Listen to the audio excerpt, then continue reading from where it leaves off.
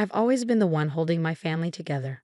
My name is Anna, and for as long as I can remember, I've been the responsible one, the dependable daughter who gave more of herself than she ever received in return. When I landed a solid career as a project manager, it wasn't just a win for me, it became a lifeline for my parents. Every month, like clockwork, I'd send them nearly half of my paycheck to ensure they lived comfortably. My younger brother, Matthew, was the family's golden child. 5 years my junior, he basked in their endless praise and affection, while I toiled quietly in the shadows. He was celebrated. I was relied upon. For years, I believed that if I gave enough of my time, my money, my energy, one day they'd see me, not as their safety net, but as someone worthy of love and appreciation. That hope shattered when my mother made an unbearable demand. I was to cancel my wedding to save the family business, a business Matthew had driven to the brink of ruin with his reckless spending and poor decisions. The call came just days before my wedding. "Anna, we need your help," my mother said, her voice devoid of doubt or hesitation. "The business is in trouble, and Matthew, he needs your support to get it back on track." I felt my stomach twist. This was supposed to be my time, finally, a moment for my happiness. "Mom," I said, steadying my voice, "I've always supported you, but I can't bail out the business. I have my own future to think about." There was a long silence before her voice returned, cold and cutting. "So you're just going to abandon us after everything we've done for you? Walk away when your family needs you most?" I closed my eyes, forcing myself to stay calm. "I'm not abandoning anyone. I'm choosing, for once, to prioritize my own life. I'm getting married, and I can't risk my future to fix Matthew's mistakes." Her tone sharpened. "This isn't just about money, Anna. It's about family. We've always counted on you. If you don't step up now, the business could fall apart." The weight of her expectations crushed down on me. It was as though my dreams didn't matter, as if my life existed solely to serve them and shield Matthew from the consequences of his actions. "I can't, Mom," I said firmly. "I've given so much. It's time Matthew takes responsibility." She hung up without another word, but her disappointment lingered in the silence. The next day, as I reviewed the final details for my wedding, a loud knock startled me. I opened the door to find my mother standing there, her face twisted with anger. "What are you doing here?" I asked, shocked. She shoved her way inside. "How could you?" she spat. "How could you turn your back on us when we need you the most?" I stepped back, her fury leaving me momentarily speechless. "Mom, I've given you almost half my salary every month for years. I've done everything you've asked of me, but I can't throw my future away to fix Matthew's mistakes." Her eyes narrowed, and before I could react, she slapped me hard across the face. The sting was immediate, but the deeper pain was in my heart. "How dare you talk to me like that?" she shouted. "After everything we've done for you, this is how you repay us. You don't disobey me, Anna. You owe this family everything." I clutched my burning cheek, tears threatening to spill. This was it, the moment I finally saw the truth. To them, I was nothing more than a provider, a resource. My sacrifices, my love, my support, it would never be enough. Fighting back the tears, I took a shaky breath. "Mom, I love you, but I can't keep sacrificing my happiness to fix everyone else's mistakes. I won't let you control my life anymore." She sneered, crossing her arms. "Fine, don't expect us to be there when you come crawling back. You're making a huge mistake, Anna. Don't come running to us when your selfishness catches up to you." Her words were sharp, designed to wound, but for the first time, they didn't cut as deep. Instead, I felt an unexpected sense of liberation, as if a weight I'd carried for years was finally lifting. I didn't need her approval anymore. This was my life, and I was finally claiming it. After my mother stormed out, I stood motionless in the quiet apartment, letting the gravity of what had just happened settle over me. My cheek still stung from her slap, but it paled in comparison to the clarity that had just taken root. I had spent my entire life striving to be the perfect daughter, the dependable one, the provider. But to them, I was never more than a means to an end. That evening, Daniel came over to finalize wedding plans. The moment he saw my face, his brow furrowed in concern.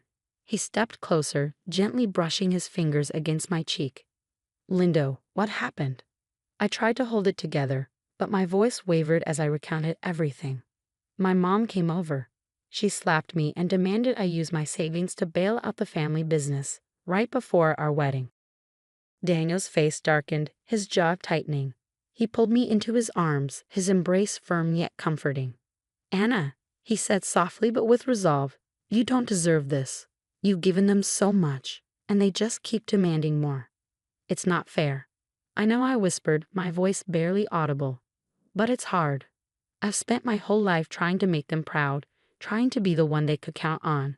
And now, it feels like they've never seen me as anything more than a source of support." He cupped my face, his eyes meeting mine with a tenderness that melted my defenses. "You're not just their support. You're a person, Anna. You have dreams, and those dreams matter. You don't need to feel guilty for choosing yourself." His words, simple yet powerful, struck a chord deep within me. For the first time, I felt truly seen. Daniel wasn't just my fiancé, he was my safe haven, the one person who stood by me unconditionally. We spent the rest of the evening together, going over wedding details and talking about our future. For once, I felt like I was moving forward, unburdened by the expectations that had always held me back. In the days leading up to the wedding, the messages from my mother didn't stop. Texts, voicemails, emails, they poured in relentlessly, each one more intense than the last. "Anna, you're making a huge mistake," one read. "When this wedding falls apart, don't expect us to welcome you back. Family comes first, and you're putting yourself above everyone else." I deleted the messages without responding. The guilt and shame she tried to heap upon me no longer had the same power. Choosing myself wasn't selfish, it was necessary. The night before the wedding, my Aunt Julia called. She had always been one of the few family members who genuinely cared for me. "Anna," she said gently, "I've heard about everything with your parents. I just want you to know that you're doing the right thing. You've given so much to this family, and you deserve to be happy." A lump formed in my throat. Aunt Julia's words were a balm to my soul. "Thank you," I whispered, my voice thick with emotion. "It's just hard. Letting go of everything I've done for them feels like abandoning who I've always been." "You're not abandoning who you are," she replied. "You're finally embracing who you've always been meant to be. Choosing yourself isn't wrong, it's brave." Her words stayed with me as I prepared for my wedding the next morning. A surprising sense of calm washed over me. Gone was the usual anxiety that accompanied family gatherings. Instead, there was quiet determination. This day was for Daniel and me, a celebration of a life we were choosing together. As I stood before the mirror, dressed in my gown, I saw myself clearly for the first time. A woman free from the crushing weight of her family's expectations.